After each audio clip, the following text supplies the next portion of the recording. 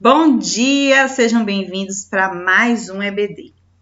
Vocês já viram que o livro de Coríntios é uma carta em que Paulo está exortando a igreja de Corinto. E por isso nós vamos ter vários temas polêmicos. Então nós começamos inicialmente com a exortação de Paulo sobre um pecado que parecia até ser meio bobinho, sabe? Porque 4 grupos estavam disputando na igreja, né? Dividindo a igreja, disputando a igreja. E aí depois a gente viu, né, que apesar de preocuparem-se com essa questão que era tão trivial, a igreja de Corinto não se preocupava com outras questões que eram mais importantes, como, por exemplo, que um de seus membros tinha relações com a esposa do seu próprio pai. E aí foram aquelas lições, né, daquela exortação mais dura de Paulo. Eu sempre costumo dizer que, para mim, a palavra mais dura da Bíblia é aquela palavra, né? Uma palavra bem firme, bem rigorosa e que às vezes até nos parece um pouco cruel.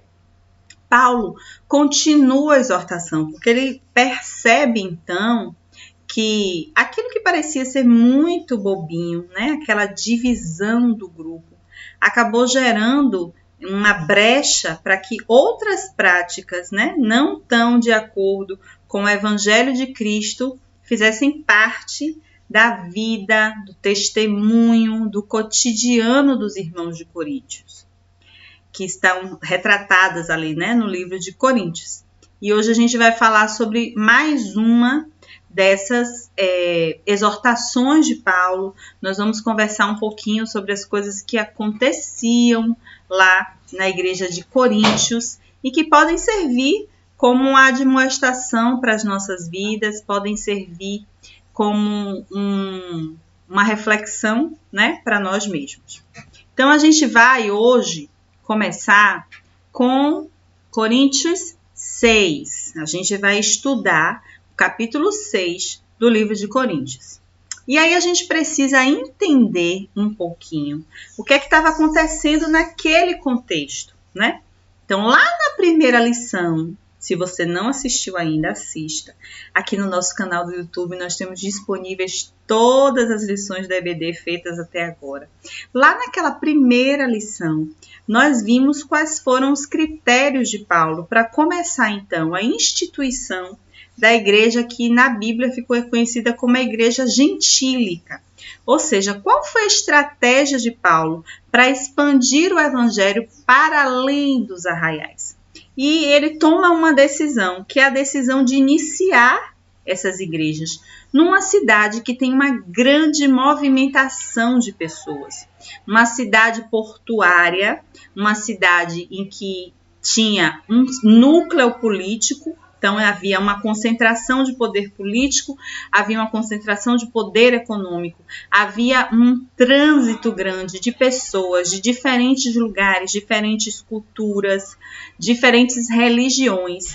E foi para esse fervilhão, essa cidade que não era capital, mas que tinha essa cara de capital, muito cosmopolita, super habitada, super populosa, com diversas camadas sociais, que Paulo estabeleceu a primeira igreja, lá na cidade de Corinto.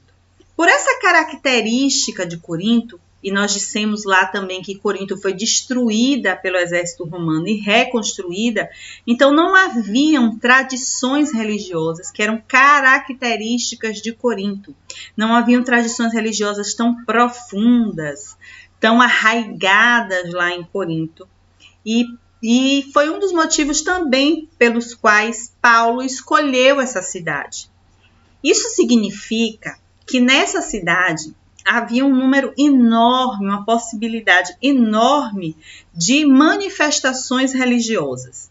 É diferente quando eu vou para Roma e eu sei que a religião que domina Roma é o catolicismo.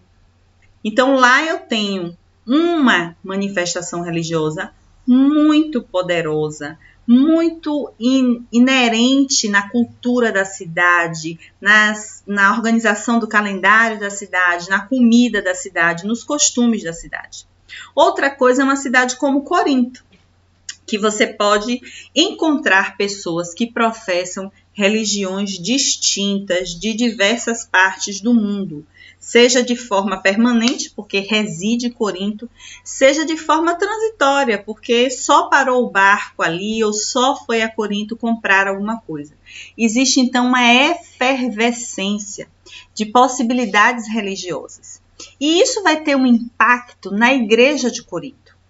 Porque a igreja de Corinto, ela convive com pessoas que vieram de múltiplas religiões, de múltiplos conceitos de vida. E esse capítulo 6, ele fala muito especificamente sobre a imoralidade da igreja. E talvez você fique pensando assim, meu Deus, mas por que esse tema, né? Por que Paulo traz esse tema? Porque esse tema passou também a ser um objeto de disputa na igreja de Corinto.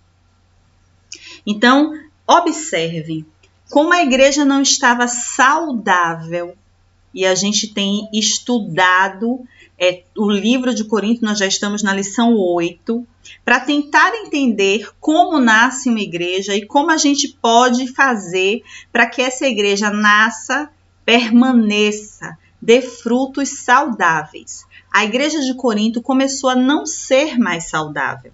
No momento em que as pessoas esqueceram a centralidade de Cristo na cruz e passaram a fazer essa disputa por líderes religiosos. Não, eu não estou falando do Brasil de agora, eu estou falando de Corinto mesmo. Nessa disputa por esses líderes, né, esses líderes que destacavam, no caso, Paulo, que foi quem fundou e depois continuou a sua viagem missionária. Apolo, que foi descoberto por Priscila e Áquila, um homem muito bom em oratória, que se destacava pela sua oratória. Pedro, por quê? Porque uma parte dos irmãos que estavam sendo perseguidos no Oriente vão buscar refúgio em Corinto. E eles conheciam a Pedro, eles estavam acostumados a lidar com Pedro. E uma outra galera que até confundia a gente e dizia assim, eu acho que eu sou dessa galera, porque eles diziam, eu sou de Cristo, mas que na verdade ocultavam uma espécie de soberba. Eles acharam que só eles eram de Cristo, que os demais irmãos não eram. Então, isso que parece ser uma coisa muito boba, que é uma questão só mesmo ali da micropolítica da igreja, acaba demonstrando que a igreja não tinha saúde, não tinha entendido o Evangelho de Cristo, não tinha aprofundado suas raízes, né, junto à doutrina, eles não compreendiam, né, as coisas essenciais do Evangelho. E por não compreenderem, por estarem vivendo numa cidade que tinha inúmeras manifestações religiosas que compreendiam de forma diferente a relação dos seres humanos com a sua espiritualidade, com Deus, é que começam a acontecer várias coisas que vão se espalhar por diferentes campos da igreja. Então a gente já viu que a gente tem um problema em Corinto, né? Com essa questão da disputa de poder. Depois Paulo faz uma exortação aos irmãos pelas questões de relacionamento entre eles, né? Porque a igreja de Corinto, os irmãos da igreja de Corinto não estavam mais testemunhando para a cidade, brigando entre si, tendo que levar as suas disputas para os tribunais. Depois a gente descobre um caso grave de conduta moral. E agora a gente descobre que também existe uma questão com a moralidade da igreja também, né? E isso acontece, essa exortação de Paulo, ela acontece porque isso se tornou uma disputa na igreja. Então, observe, existe um grupo chamado gnósticos. Os gnósticos, eles aparecem em diversas religiões. Eles já existiam antes do cristianismo, né? Antes de Cristo ter vindo ao mundo, apresentado o evangelho para nós, nos apresentado uma nova forma de viver, nos proposto viver uma vida abundante. Eles já existiam. E eles não são exatamente um grupo religioso, mas eles sempre se ligam a uma religião. E aproveitando-se dessa religião, eles começam a inserir a sua visão de mundo dentro dessa religião. O que aconteceu também em Corinto, né? Então, eu já expliquei que Corinto era uma cidade de pessoas de diferentes lugares, diferentes crenças, diferentes tradições e diferentes culturas. E isso tudo vai para a igreja.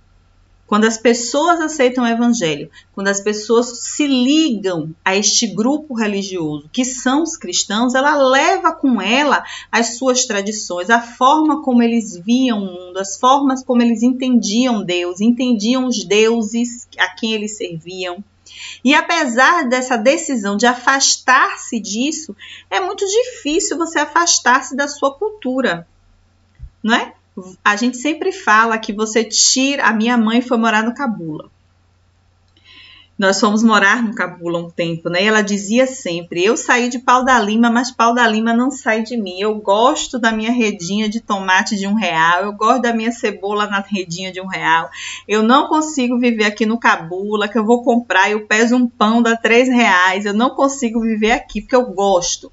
Eu gosto do comércio, eu gosto das pessoas andando na rua, mesmo que eu reclame que tá tudo engarrafado, porque as pessoas ficam botando aquelas barracas, porque estacionam em qualquer lugar, eu gosto dali. Então você tem conscientemente uma decisão tomada, mas o modo como você viveu até aquele momento é difícil, e isso é a vida cristã.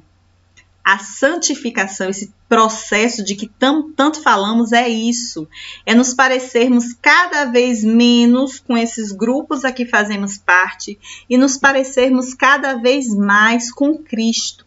Então, os gnósticos também estavam em Corinto. E o que é que eles pregavam? Eles pregavam que a matéria não tem qualquer tipo de importância. Os gnósticos, existem os agnósticos, não são esses.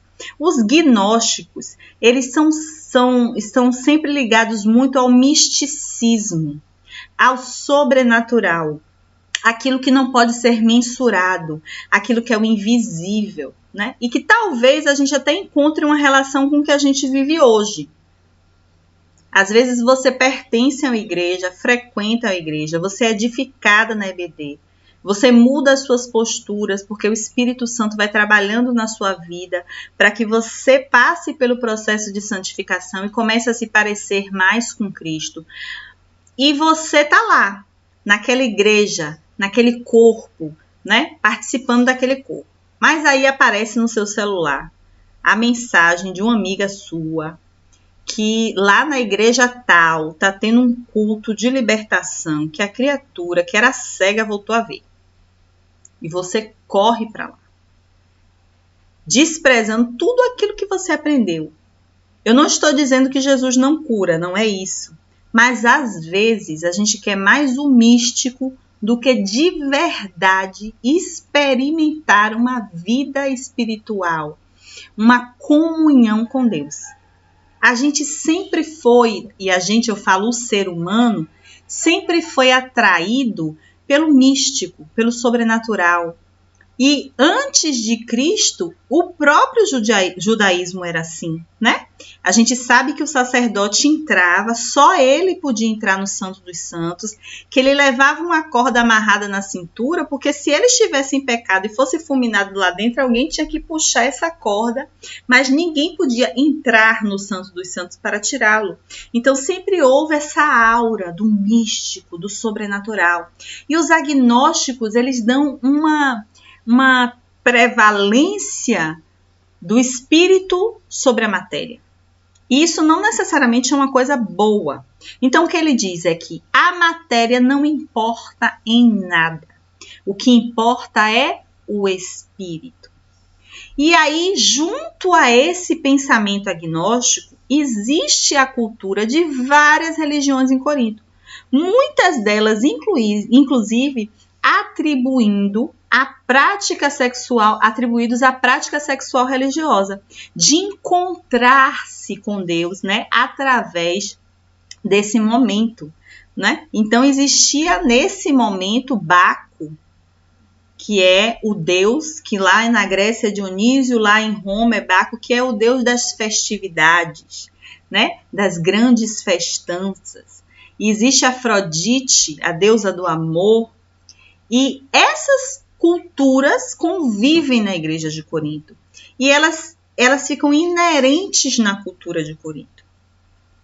E aí os gnósticos reforçam essa ideia, inclusive os gnósticos que estão na igreja de Corinto. Eles dizem: o que você faz com seu corpo não interessa, porque o que você faz com seu corpo, o seu corpo é matéria, ele não tem valor nenhum. Se você cuida do seu espírito, se você faz suas orações, se você faz a sua leitura da Bíblia, se você cuida do seu espírito, não importa o que aconteça, você está bem com Deus. Entendem qual é a situação? E aí vem o Evangelho, e vem uma palavra muito dura do Evangelho, se afastando completamente disso. E aí começam várias crises, porque as pessoas não sabem mais lidar com sua sexualidade, que é um componente absolutamente natural da experiência humana. Então, Paulo encontra essa igreja completamente perdida. De um lado, um grupo de irmãos que diz assim: se você é solteiro, se você é viúvo, se você é casado, não importa, a partir de agora não pode mais praticar sexo. Do outro lado, tem esse grupo que diz: não, olha a nossa cultura, nós sempre vivemos assim. As nossas festividades sempre tiveram atividades sexuais. A matéria da gente não importa, o corpo vai para a terra, vai virar pó. O que importa é se a gente cuida do nosso espírito, se a gente faz as nossas orações, se a gente lê a palavra, se a gente estuda a palavra, se a gente discute a palavra, se a gente faz boas ações. Então tem esses dois grupos em choque, sem saber que palavra seguir.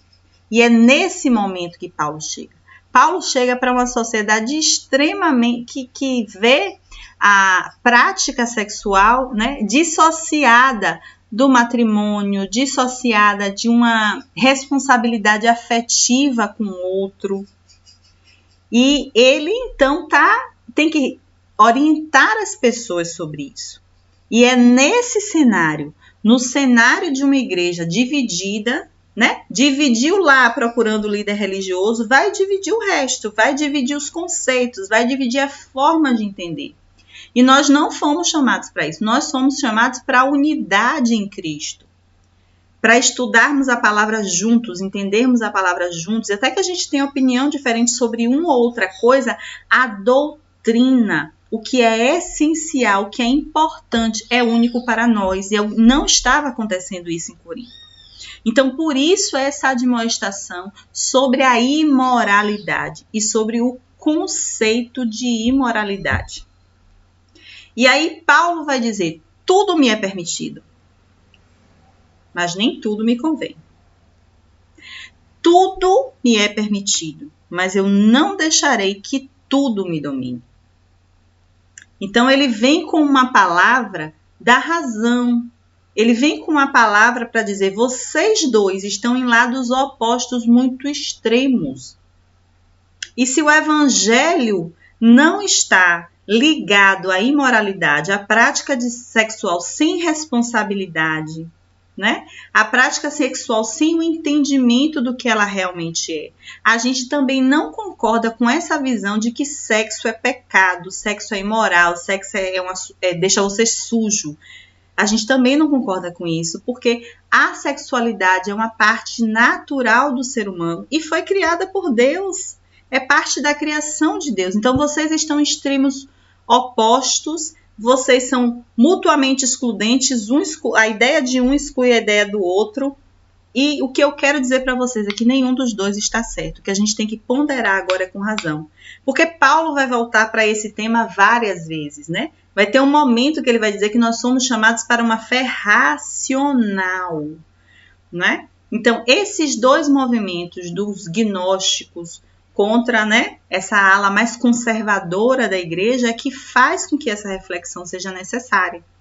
E aí hoje, nos nossos tempos, para além dos gnósticos, né, que é tudo muito místico, a gente ainda tem os hedonistas, que são as pessoas que entendem que o sentido da vida é a busca pelo prazer, e não necessariamente o prazer sexual, mas é a busca para a satisfação pessoal, né? Desse prazer pessoal.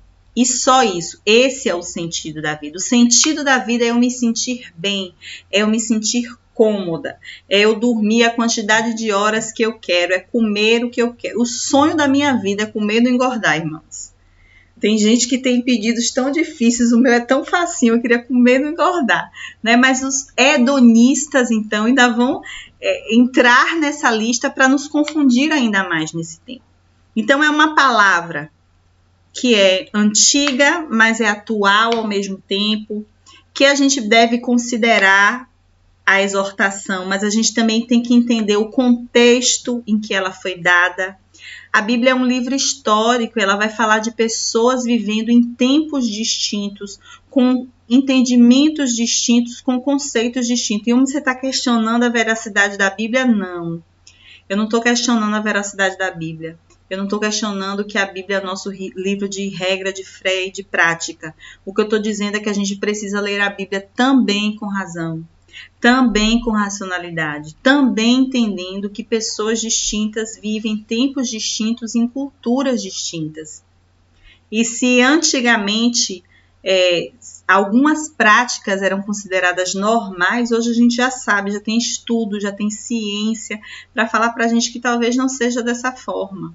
E eu não estou falando isso para desestabilizar essas crenças antigas, mas é para fazer a gente refletir. Lá no século XV e XVI, as pessoas eram condenadas ao inferno porque elas eram canhotas. E porque alguém decidiu que o lado direito é o melhor lado, o lado esquerdo é o pior lado. O lado de cima é o melhor lado, o lado de baixo é o pior lado. Né? Então, assim, alguém decidiu que o Espírito Santo é o braço direito de Deus. Então, o braço esquerdo de Deus deve ser Satanás. E as pessoas não podiam escrever com a mão esquerda, porque elas eram consideradas filhas do diabo se elas escrevessem com a mão esquerda. Então, é sobre isso que eu estou falando. É que a gente precisa entender que tempos distintos têm considerações distintas. E que alguns textos da Bíblia vêm de contextos. Você sabia disso? Você sabia que Paulo fala sobre a imoralidade porque a igreja estava vivendo uma crise? Que existia um grupo que eram os gnósticos que diziam não, a gente precisa continuar com as práticas religiosas que envolvem as práticas sexuais. O nosso corpo não vale de nada, não precisa ter responsabilidade afetiva com ninguém. A sexualidade é um aspecto natural do meu corpo, o que importa é o meu espírito, se eu cuido do meu espírito. E por outro lado tem essa ala super conservadora que enxerga o sexo como uma coisa absurdamente suja, pecaminosa, contrária a Deus, diz não, a partir de agora é celibato e acabou. Você sabia disso? Então a gente tem que ler a Bíblia com essa racionalidade. E aí a gente vai mesmo entrar nessa exortação de Paulo. Essa introdução foi longa, né, irmãos? Eu tô achando que essa introdução foi longa. E ele vai começar a construir o conceito dessa razão. Se nenhum dos dois está certo, o que é mesmo certo, Paulo? O que é mesmo que eu devo seguir? Então, a primeira coisa que ele vai dizer e que ele vai nos fazer atentar é que o corpo físico é para dedicação a Deus. Você tem uma materialidade, você tem um corpo, mas ele não está dissociado do seu espírito. O seu espírito, a sua alma, o seu corpo, o seu psicológico, tudo é um. Nós somos uma unidade. Tudo é um. E tudo pertence a Deus. Tudo pertence ao seu Senhor. Então, os gnósticos faziam uma comparação muito grande, dizendo assim, a gente precisa comer. E o estômago precisa comer o alimento. Ele não vai comer um alimento o resto da vida. Ele precisa da diversidade dos alimentos para poder nutrir o corpo. Assim é o sexo. O sexo é um outro tipo de fome. E a gente sempre ouviu essas correlações, né? Entre a sexualidade e a comida, e comer, e a nutrição. Então, eu não posso também me relacionar só com uma pessoa, eu preciso me relacionar com uma diversidade de pessoas. Era assim que os gnósticos diziam. E é por isso que Paulo vai trazer essa ilustração da comida. porque era um discurso muito presente dos gnósticos. Ele vai dizer: os alimentos foram feitos para o estômago e o estômago para os alimentos. Mas Deus destruirá ambos, ou seja, Deus é dono dos dois. O corpo, porém, não é para a imoralidade, mas para o Senhor, e o Senhor para o corpo. O que Paulo está dizendo é essa vida abundante que Jesus nos oferece. Ela vem revestida de uma série de protocolos e procedimentos que garantem que seja assim. E talvez a gente consiga, nessa pandemia, entender mais sobre isso, né? Sobre protocolos e procedimentos e o que coloca a nossa saúde em risco e quais são os procedimentos que são para a manutenção da vida. Então, eu preciso ir ao mercado, eu posso ir ao mercado? Pode. Mas eu posso ir ao mercado utilizando máscaras, eu posso ir ao mercado com um álcool gel na minha mão, limpando depois que eu pego no dinheiro, mantendo o distanciamento social, entende? Então, a vida é abundante se você consegue cumprir protocolos, né? Jesus, ele nos dá a possibilidade de tomar boas escolhas para a nossa vida. E ele está dizendo, ok, eu entendo o argumento de vocês. Estão dizendo que a comida é para o estômago, né? E o estômago é para a comida, mas eu quero dizer para vocês que os dois Deus destruirá. Nós não fomos feitos para utilizar o nosso corpo dessa forma sem responsabilidade. Então, na verdade, a gente precisa definir quem é dono desse corpo. O dono desse corpo sou eu e eu vou fazer tudo para que ele obtenha o prazer que ele quer, como os hedonistas falam. Esse corpo não tem importância nenhuma e eu vou me preocupar só em fazer as minhas orações, ler a Bíblia, ajudar o próximo, estar mais perto de Deus e com o meu corpo eu posso fazer o que eu quiser. Eu vou ser extremamente radical e vou chegar em casa e vou dizer, olha, não. Vou olhar para o meu marido ou para minha esposa e dizer, olha, é o seguinte, eu li na Bíblia, a partir de agora nós não vamos mais ter relações sexuais. Como é que isso acontece, né? Então, a gente precisa entender que até o nosso corpo é um instrumento para o propósito de Deus. E aí tem um princípio, irmãos, que eu queria conversar um pouquinho com vocês, né? Quando a gente continua a lição, a gente vai ver que a lição vai dizer que o nosso corpo físico está unido com Cristo. Então, eu tenho que ter na minha mente clara, né, lá no tópico anterior, que eu tenho um corpo. Ele é meu. Mas no momento que eu escolho que Jesus é o Senhor da minha vida, eu escolho também que eu vou dedicar meus bens, meus talentos, meu tempo e meu corpo para esse Cristo, para esse Deus. Então, ele está unificado com Cristo. E aí o texto bíblico vai dizer assim, por seu poder, Deus ressuscitou o Senhor e também nos ressuscitará. Vocês não sabem que os seus corpos são membros de Cristo? Tomarei eu os membros de Cristo e os unirei a uma prostituta? De modo nenhum. Vocês não sabem que aquele que se une a uma prostituta é um corpo com ela? Pois como está escrito, os dois serão uma só carne. Mas aquele que se une ao Senhor é um espírito com ele. Fujam da imoralidade sexual. Todos os outros pecados que alguém comete fora do corpo, os comete. Mas quem peca sexualmente, peca contra o seu próprio corpo. Observem como Paulo começa a trazer as pessoas à razão. E aí a gente precisa tomar muito cuidado, irmãos, porque o discurso oposto, esse discurso extremado e que está impregnado na gente, na nossa cultura, principalmente por conta da influência da Igreja Católica, que tinha um objetivo muito claro quando ela mata o corpo, quando ela anula o corpo, né? Ela faz uma coisa um pouquinho parecida com os gnósticos, né? Ela anula esse corpo e ela tem um objetivo nisso, isso fica arraigado na nossa cultura, a gente de alguma forma é levado lá, para o outro extremo. O que a Bíblia está falando não é sobre a sexualidade. A sexualidade é um item, é um componente inerente da experiência humana. Ela está falando sobre a imoralidade sexual. E aqui a gente está trazendo bem para esse exemplo de Corinto, porque a imoralidade sexual, inclusive, é uma forma de cultuar.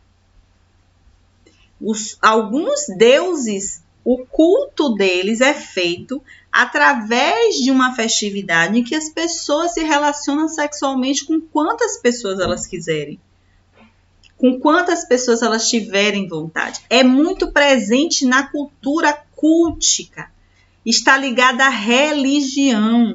E Paulo está dizendo, eu sei que você veio dessa religião e eu sei que você foi ensinado que relacionar-se com Deus passa pela imoralidade sexual. O que eu estou dizendo é que o evangelho veio trazer para você uma outra proposta de se relacionar com Deus, que não passa pela imoralidade sexual, que não passa por você manter relação sexual com pessoas que você não tem a menor responsabilidade afetiva, que você não tem a menor responsabilidade social, que você não dá suporte, você só vai lá, tem a relação sexual com ela e no outro dia nem conhece. Não foi para isso que Jesus lhe chamou. Então a gente tem que entender que a gente tem um corpo e um espírito, mas os gnósticos estão errados. Eles não estão dissociados. Eles estão unidos e juntos. E no momento que eu entrego o meu espírito, a minha vida ao senhorio de Cristo, automaticamente eu entrego também o meu corpo. E eu passo a ser membro do corpo de Cristo. Né? Eu passo a ser membro deste corpo de Cristo. E a Bíblia nos vai falar várias vezes, santificai-vos porque o vosso Senhor é santo. A Bíblia sempre vai utilizar algumas formas ilustrativas para fazer a gente perceber que quando Jesus nos encontra, nós não somos exatamente aquele filho ideal de Deus, que é o processo de santificação que vai nos levando mais para perto de Deus, mais para longe de tudo que a gente conheceu. E aí tem um princípio. Ele vai falar da figura da prostituta. Como sempre, né? Os homens se relacionam com inúmeras mulheres, mas eles não são considerados prostitutos. Por quê? Porque a cultura, porque a sociedade vai dizer que o homem pode, a mulher não. Em alguns templos existia uma figura das sacerdotisas que, na verdade, eram escravas sexuais desse tempo. Né? E aí eu acho que é dessa figura que Paulo está falando. E aí ele vai dizer, você se relaciona com uma mulher que você não tem nenhum relacionamento, não tem responsabilidade afetiva, não tem responsabilidade social, você não tem nenhum tipo de relação com ela para além da cama, para além do sexo. E você acha que você, sendo membro do corpo de Cristo, não está relacionando Cristo também a isso? E aí Paulo vai nos explicar sobre o princípio da fidelidade. E aí eu quero que você preste bastante atenção no que eu vou dizer para você não entender errado minhas palavras, ok? Nós fomos feitos à imagem e semelhança de Deus, correto? Está escrito lá na Bíblia isso. Que nós fomos feitos à imagem e semelhança de Deus, inclusive na forma como nós sentimos o mundo. Se você observar, um dos princípios mais presentes na relação do humano com Deus é o princípio da fidelidade. Ele diz, só há um Deus. E é comigo que você vai se relacionar. Várias vezes no Antigo Testamento existe o reforço da ideia do Deus uno, do Deus único, o único que deve ser adorado. Ele vai dizer, não façam imagens, não adorem imagens, não adorem outros deuses, porque eu sou Deus. Isso é um princípio de fidelidade. E é a partir desse princípio que o nosso sentimento da necessidade da monogamia existe. Porque por mais que você diga, não tem problema não sou uma pessoa ciumenta. Eu acho que eu posso me relacionar com outra pessoa e o meu namorado com outro, ou meu marido com outro, ou meu noivo com outro, não tem problema, eu não sou ciumenta. Mas lá dentro A nossa parte da humanidade, que foi feita à imagem e à semelhança de Cristo, entende o conceito da fidelidade. É dali que nasce a monogamia. Então ele está dizendo, como é que você, que precisa viver sobre o princípio da fidelidade, um só Deus, não tem um só companheiro, tem vários. Não tem só um parceiro sexual, tem vários. Você está contrariando o princípio do Deus a quem você serve. E é isso que é imoralidade. Está ligada à prática sexual, mas não é exclusiva da prática sexual. A imoralidade é você perverter, é você não respeitar este princípio. Então você precisa entender que você está unido com Cristo e só com Cristo.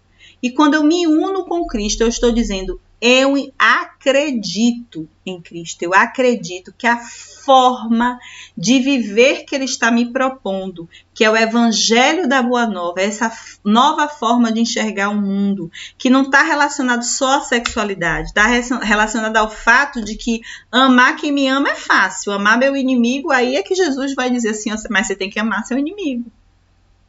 Que a gente vive num mundo que te ensina a acumular, que você tem que ter uma casa própria, um carro, uma conta bancária. Quanto mais rico você for, melhor. E Jesus vai dizer assim, olha, nem as flores não plantam, não colhem, nem Salomão, no esplendor da sua glória, se vestiu como elas. É o princípio da você precisa viver na fidelidade deste evangelho. E esse evangelho está nos dizendo que assim como nós temos um só Deus para adorar, nós devemos fazer a eleição por um só parceiro na nossa vida. E parceiro sexual, e parceiro na nossa responsabilidade afetiva, e parceiro na forma como nós vamos constituir uma família, nos integrar à sociedade. É um princípio de fidelidade. E se você está unido com Cristo, você precisa respeitar isso. Eu sei que culturalmente nós somos ensinados do contrário, da mesma forma que os irmãos de Corinto foram ensinados do contrário. E queriam experimentar a sua vida espiritual no evangelho daquela forma, porque eles aprenderam que é assim. E ponto. Como nós também temos vários dogmas, várias coisas que a gente acredita que é assim. E ponto. Mas Jesus vem nos apresentar uma nova forma de viver, uma nova forma de nos relacionar na nossa espiritualidade. E a nossa espiritualidade requer de nós o princípio da fidelidade. E, consequentemente, a monogamia. E o último tópico dessa lição, parece que está meio longa essa lição, né? Tem uma polêmica assim, rende. É que a gente precisa considerar, eu vou ler o texto que continua, né? Fujam da imoralidade sexual. Todos os outros pecados que alguém comete fora do corpo, os comete. Fora do corpo, os comete. Mas quem peca sexualmente, peca contra o seu próprio corpo. Acaso não sabem que o corpo de vocês é santuário do Espírito Santo que habita em vocês? Que lhes foi dado por Deus e que vocês não são de si mesmos? Olha aí. Entende? Então, assim, é um pensamento ordenado que vai se construindo, né? Eu entendo que eu tenho o princípio de que meu corpo, ele foi criado para glorificar a Deus, para dedicar-se a Deus. No momento que eu aceito a Cristo, eu me integro ao corpo, me integro como membro do corpo. E o meu corpo passa a ser membro do corpo de Cristo.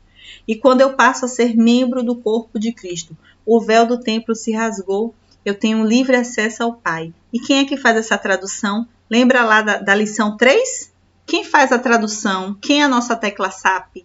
Quem é o nosso intérprete? Quem é o óculos que nos ajuda a dar foco naquilo que Jesus está dizendo, naquilo que Deus está dizendo para nós? É o Espírito Santo. Então, seu corpo é templo desse Espírito Santo. E você precisa utilizar esse seu corpo no mundo entendendo essa verdade. Entendendo que como ele é templo, eu preciso cuidar deste templo. e cuidar de forma ampla.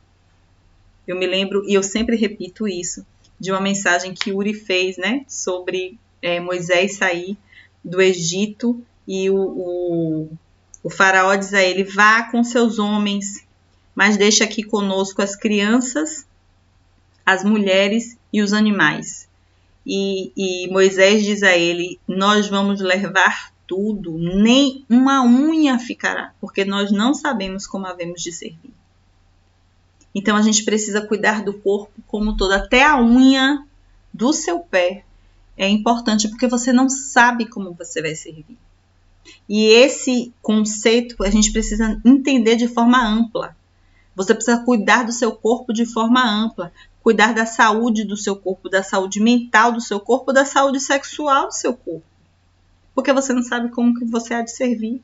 E porque ele é templo, você precisa cuidar dele. Agora, o que é que a gente não pode? A gente não pode ir para o outro oposto. E entender nesse texto que a sexualidade é imoralidade. Porque não é. A sexualidade é um aspecto absolutamente natural do ser humano. E aí a gente precisa entender como é que é a construção social da nossa visão sobre o sexo. Como é que o sexo é visto na nossa sociedade, como é que ele interagiu com a nossa sociedade ao longo do tempo. Como é que ele participa do cotidiano das pessoas, né? Como é que a gente conversa sobre ele, o que é que a gente conversa sobre ele, né? Como é que a gente entende ele. Porque isso também pode ser uma estratégia do inimigo.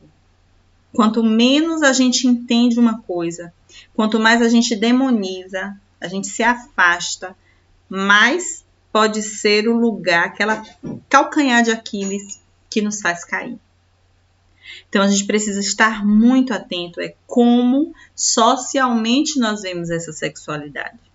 O que Paulo está dizendo não é que a gente não pode fazer sexo, é que a gente não pode ser imoral no sexo, assim como a gente não pode ser imoral na ética, como a gente não pode ser imoral nos negócios, como a gente não pode ser imoral na relação que a gente estabelece com as pessoas, né? De falar a verdade, de falar mentira, de tratar a pessoa com respeito, de respeitar os seus processos, é entender que nesse contexto histórico e o que estava acontecendo na igreja, Paulo traz essa palavra que é atual, que é maravilhosa para as nossas vidas e que nos faz refletir.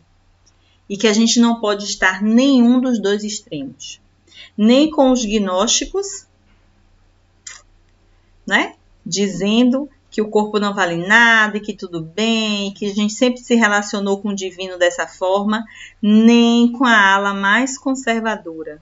Porque se a gente pega um desses dois lados, a gente se afasta do que realmente é a proposta de Deus para a nossa vida, consequentemente para a nossa sexualidade, porque a sexualidade faz parte da nossa vida. É muito mais amplo e é muito mais complexo do que só dizer isso pode, isso não pode. Aqui está se comportando como um homem e uma mulher decente. Aqui está se comportando como um homem e uma mulher frívola. Não é assim que acontecem as coisas. Essa lição não acaba aqui. Ela continua na próxima lição, porque esse mesmo texto, essa mesma exortação vai ter desdobramentos. E é por isso que eu te espero no próximo domingo, para a gente continuar a entender essa exortação de Paulo. Nos vemos lá.